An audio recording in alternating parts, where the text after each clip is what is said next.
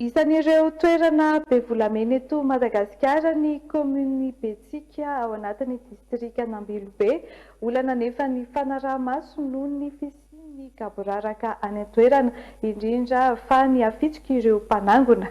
Volamena amina kilao maro no tsy tany nanjavonany teo anelanela ny taona 2000 sy ny taona 2012. Antony sy ny atrikasa tao Ambilobe, nametrapetrahana ireo paikady sy fifanarana ary fitadiavam-bahaolana mikasika indrindra ny volamena. Mitatitra ny vaovao Andrilalaina Andriamasy Anja Rakotonorainy.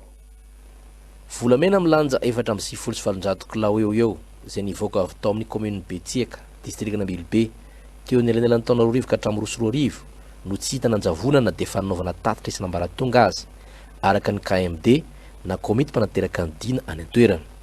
Maro koa tsy fanarahan-dalàna any an-toerana. Mangony fotsiny ny afitsika ireo mpitrandraka sy mpanangom-bokatra izay misy manao raha-matahora sy mandrahona ao faty ary milaza ho mahitahita sy mahalala mpitondra ambony sy manam-pahefana. 20 amin'ireo mpanangom-bokatra misy 200 ao Betsika ihany no mba manara-dalàna.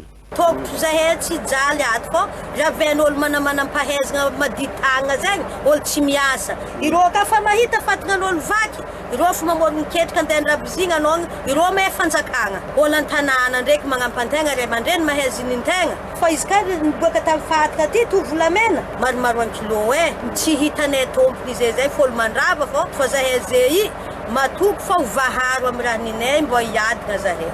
Araka ny tokony ho izy dia tokony hisitraka ny tamberina ny komina sy distriky ary ny faritra izay voahany volamena, indrindra fa roponina ny fotony. Hatreto nefa dia tsy misy afa-tsy ny sosiete Madagold irery ihany no mba hita nanao izany ka efa navita asa maro toy ny fanatsarana CSP2 miaraka amin'ny fampitaovana, fananganana sekoly, fanatsarana lalana, sosialim-bahoaka, fanampiana komuna, fanatsarana toerana fanaovana fanatanjahantena sy ny maro hafa. Manoloana ireo dia nisy ny atrikasa natao tao Ambilobe izay nandraisan'ireo mpisehatra rehetra eo amin'ny sehatry ny volamena io anjara. Ino mo lesiko araka valatsikarotsika teo, tsisy traçabilité fa zay olo hiditra lasa tafiditra. Aveo koa ny ara-dalàna zany tsy tegna voaro amin'ny ara-dalàna azy fa mbola misubira le raha ataon'ny le tsy ara-dalàna.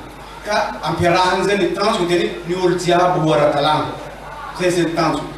Ny amizay zany ny commune ny collectivité any fotony agny hahazo tombotsoa amizay vokatsoa amin'ny fitrandrahana ary afaka mitaterahana ny fikarakarana ny vahoaka ao agnatiny ao.